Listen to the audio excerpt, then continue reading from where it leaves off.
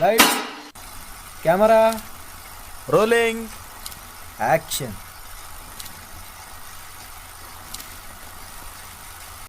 हम लोग इस वीडियो में bonding in carbon the covalent bond के बारे में पढ़ेंगे। और ये वाला जो पोर्शन इंट्रोडक्शन वाला जो पार्ट है हम लोग इसके पिछले वाले वीडियो में पढ़ चुके थे। तो हम लोग इस वीडियो का टॉपिक स्टार्ट करते हैं, bonding in carbon the covalent bond. तो इस टॉपिक से समझ में आता है कि जो कार्बन जो है वो कोवेलेंट बॉन्ड का फॉर्मेशन करता है। लेकिन हमारे मन में ये सवाल आता है कि कार्बन जो है वो कोवेलेंट बॉन्ड क्यों बनाता है, वो आयोनिक बॉन्ड क्यों नहीं बनाता है।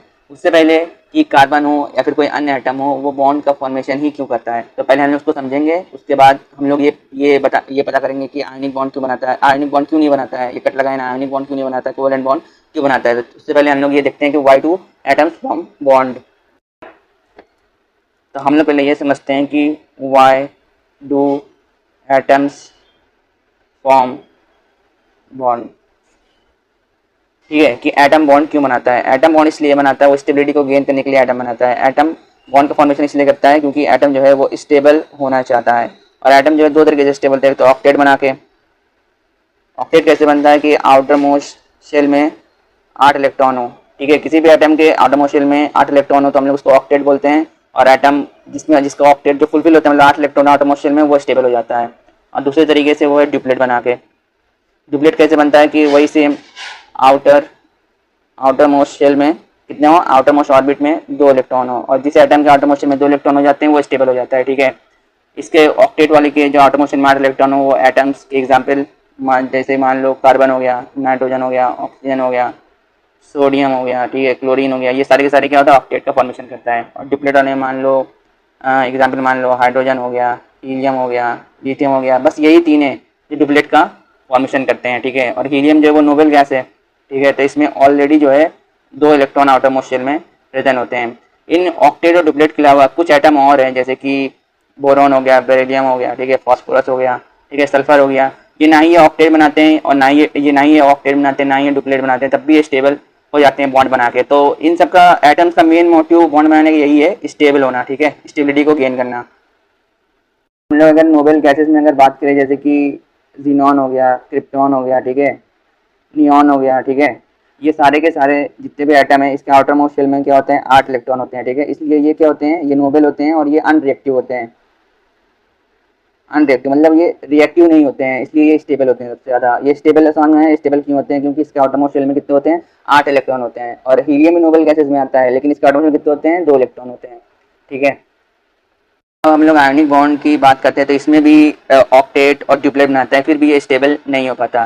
ये आयोनिक बॉन्ड में क्या होता है, कटायन बनाता है, जो इलेक्ट्रॉन को गेन करता है उसको हम लोग एनायन बोलते हैं, और जो इलेक्ट्रॉन को लूज करता है उसको हम लोग कटायन बोलते हैं। ठीक है, ये दो इसमें ऊपर वाले में जो है कार्बन जो है वो ऑक्टेट का फॉर्मेशन करता है, और नीचे वाले में जो ड्यूप्लेट का फॉर्मेशन है, लेकिन दोनों ही चीज़ स्टेबल नहीं होता। अब हम लोग इस चीज़ के बारे में पढ़ेंगे कि why carbon doesn't form ionic bond.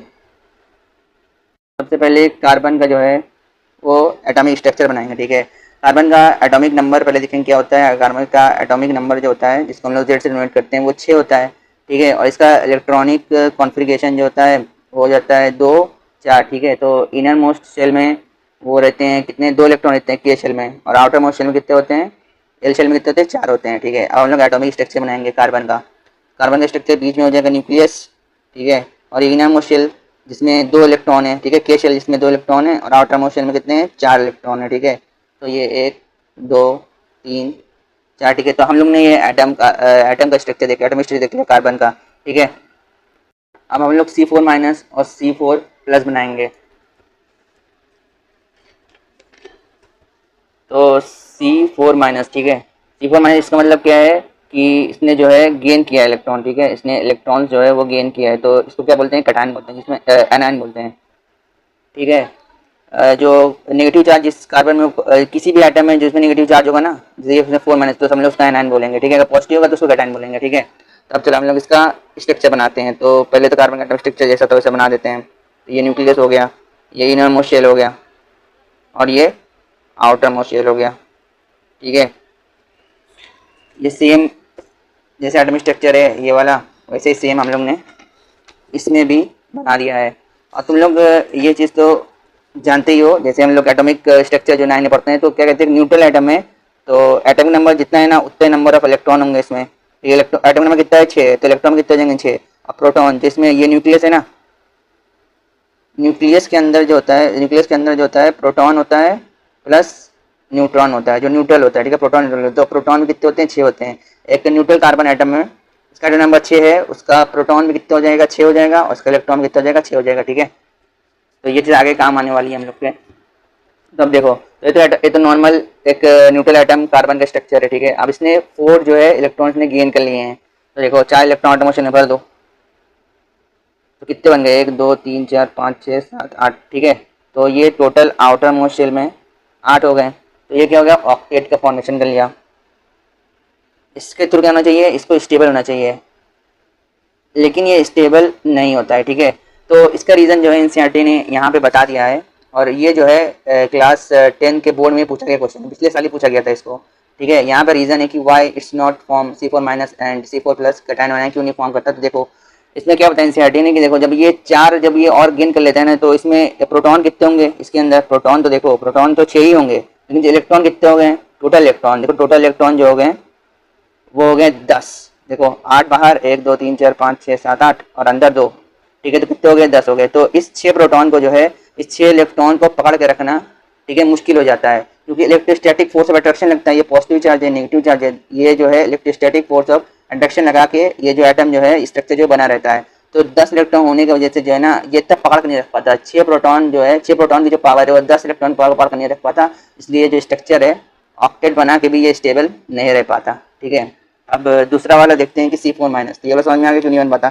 अब C4 प्लस, C4 माइनस तो समझ में आ गया। अब C4 प्लस बना के देखते हैं कि ये वाला स्ट्रक्चर क्यों नहीं बन पाता। तो C4 प्लस का स्ट्रक्चर बनाएंगे, तो C4 प्लस में होगा सेम उसी तरह से हम लोग ये बनाएंगे एटम का नॉर्मल से जो स्ट्रक्चर होता है, ये बीच में न्यूक्लियस है, इनर मोस्ट शेल में 2 इलेक्ट्रॉन और यहाँ आउटर मोस्ट शेल में 4 इलेक्ट्रॉन, ठीक है।